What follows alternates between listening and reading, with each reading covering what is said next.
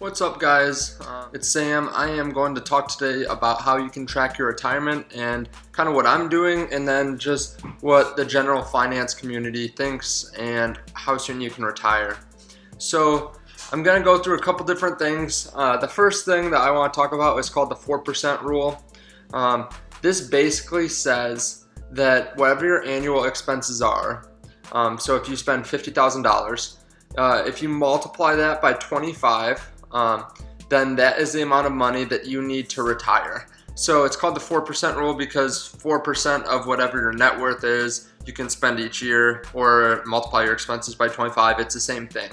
So for a family that, let's say they spend $50,000, you have to take that number, multiply by 25, and essentially they should be able to retire with $1.25 million.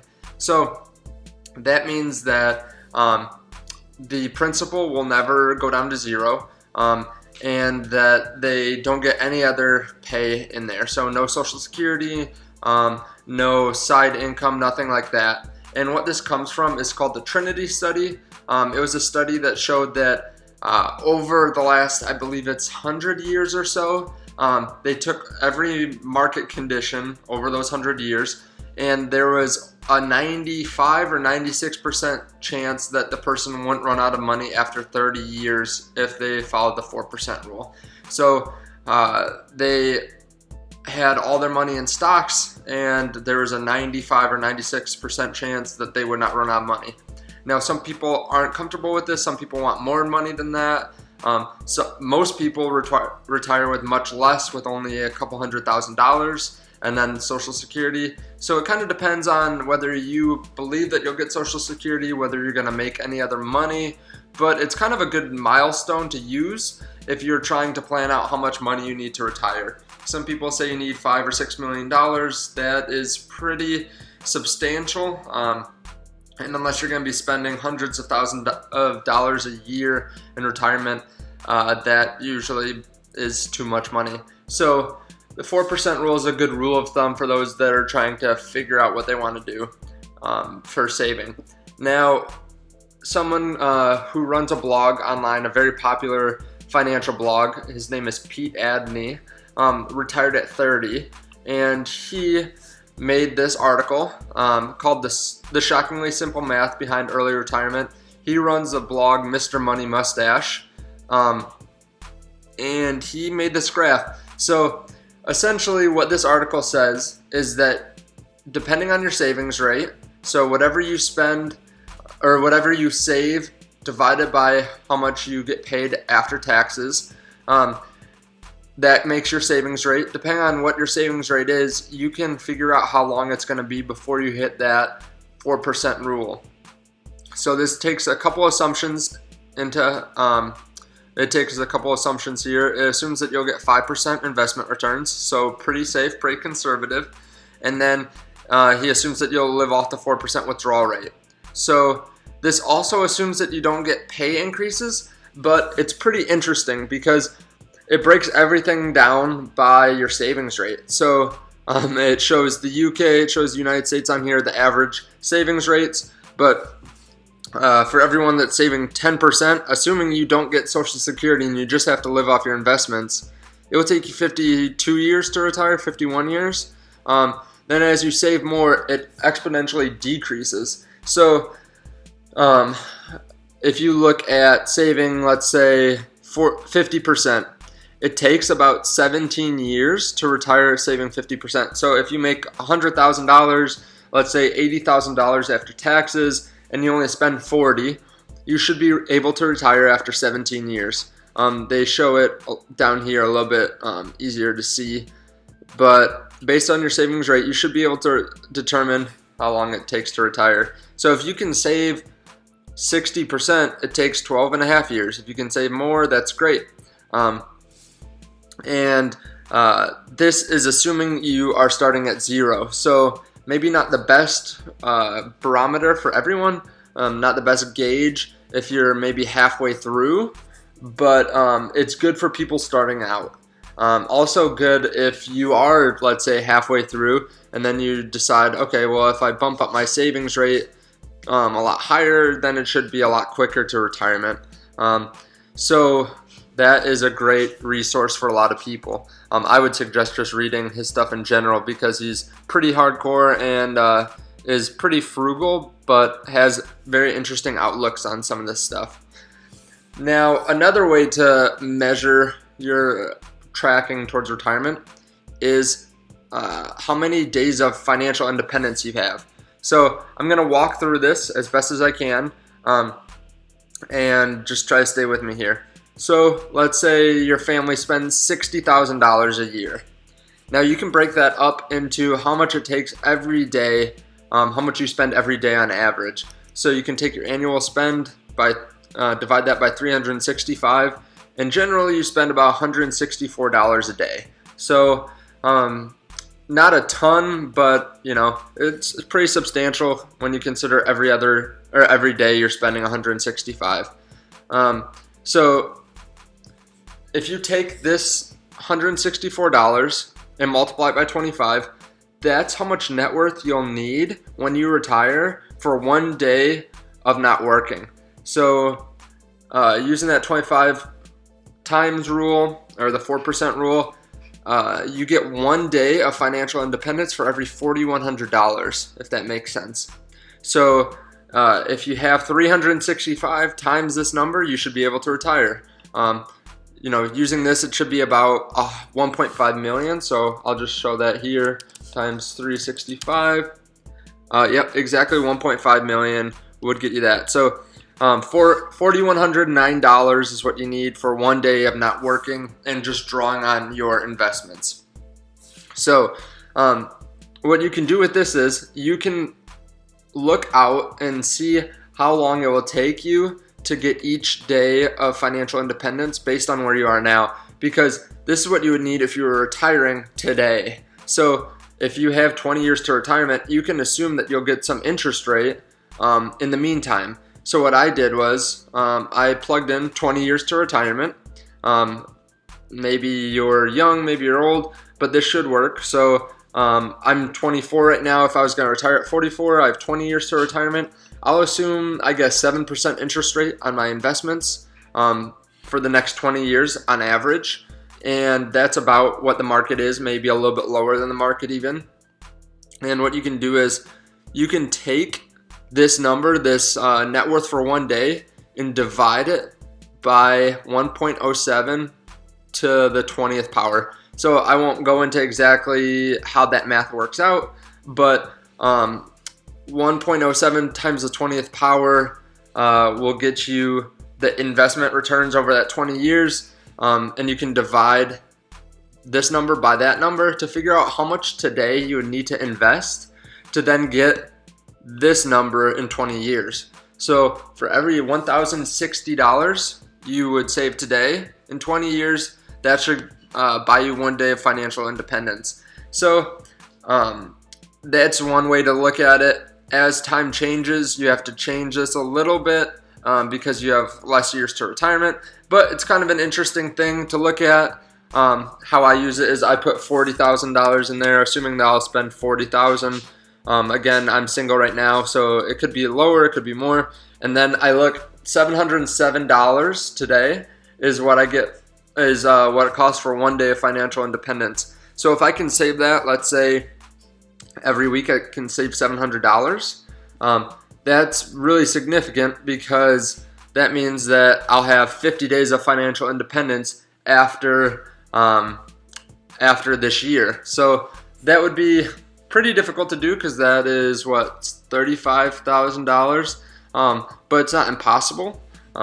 So I kind of like to look at that. How I do it is a little bit different though. So I will get out of this and show you how I track my retirement.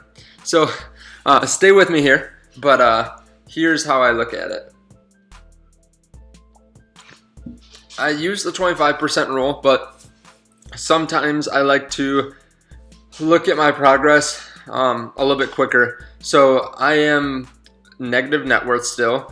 I have student loans, but what you can do is, and what I did is, I add up the interest on my liabilities. So anything that gains interest, and I multiply the amount times the interest rate, and that gives me the daily cost. So actually the amount times the interest rate, I take that number, divide by 365, and that will give me the daily cost just in interest of the loans that I have. So this $29,800 worth of federal loans cost me about $3.28 a day. So might not seem like a lot, but day in and day out, whether I work or I don't work, that is building up. So what you do is you add all those together, and then you get your total liability cost per day. Mine's a couple months ago was $9.48, and I broke that down from, I think it was almost $15 to $20 when I started out of college, and I was making a lot less. So I've progressed a lot since then. It was down to $9.48, and then what I do is I add all my assets in here. So a couple months ago, I had $498 in this. It's a retirement investment account. It's pretty much a pension. It earns 3.9 or 3.79% interest, and that gives me my daily interest if I multiply these together and then divide by 365. So this is guaranteed 3.79 unless they cut it for some reason. But then I added all my other stuff, so my investments in my HSA, my investments in my Roth, 401k, and my employee stock purchase plan.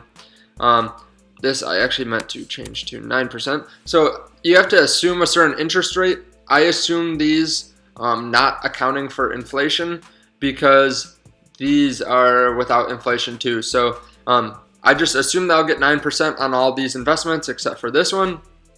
And then I get my total interest per day. And of course, this is averaged out over time. I won't necessarily get 9% interest this year, but I might get 20, then 0, then 30, then negative 10 over the years, and it will average out to somewhere around here.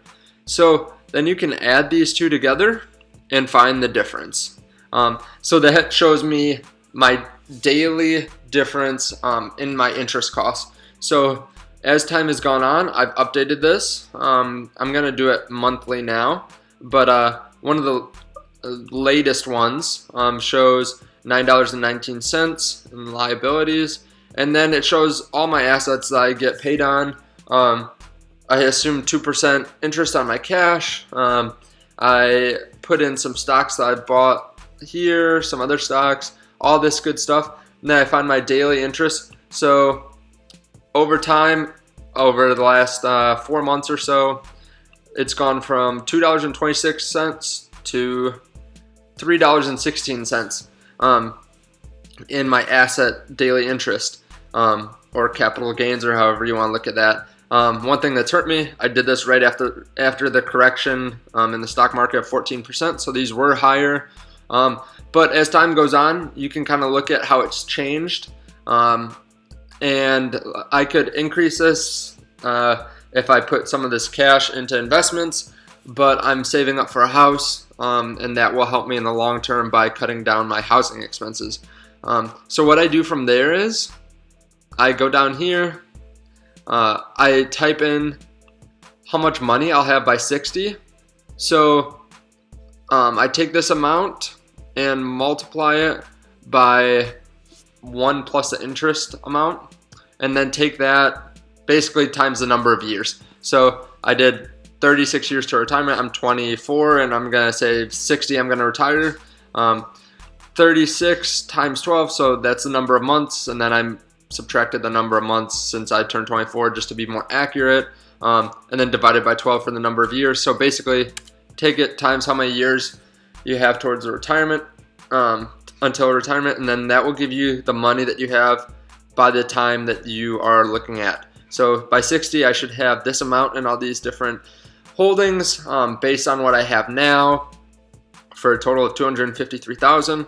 And then I adjusted for inflation, assuming like a 2% inflation rate, and that gave me $130,000 or $131,000, I guess, in today's dollars. So then I made a little chart of it, and then showed what percentage I would have in which holding, my HSA, my Roth IRA, my 401k, and I'm kind of looking at how that changes over time. A couple months ago, it said that I'd have 100,000, then 109, 118, 130. So it's pretty steady, but it's going up over time. Obviously, it will change if the market changes. It will change if you don't actually get this interest rate, but these are based on pretty much averages. And then, if you hold on to cash, it will go down. But if I wanted to, I could invest this, and if this was 9%, let's say, it'd give me a couple extra dollars. So it would make the difference a lot less. But for the short term, I will be holding on to that. But that's kind of how I look at it. I like all these different rules. I think that the daily tracking is kind of nice because it can give you something to look forward to maybe every pay period or every month. You can check in and see how you've increased it. So, even 15 cents a day, that's $1 a week, $50 a year.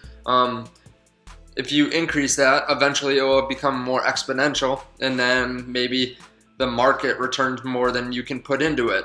Maybe you make $30,000 from the market increasing during a week, and you only put away $500 or something. Eventually the market will take over and your investments will be more substantial, and will return more money than you can put in, and that's kind of the goal. So let me know what you think about this. Let me know how you guys track retirement. I like a lot of these different ways. I've kind of played around with how I want to do it. I look at multiple ways depending on what I want to see. Hopefully this wasn't too math heavy, but let me know if you have any questions below, and I'll see you in the next video.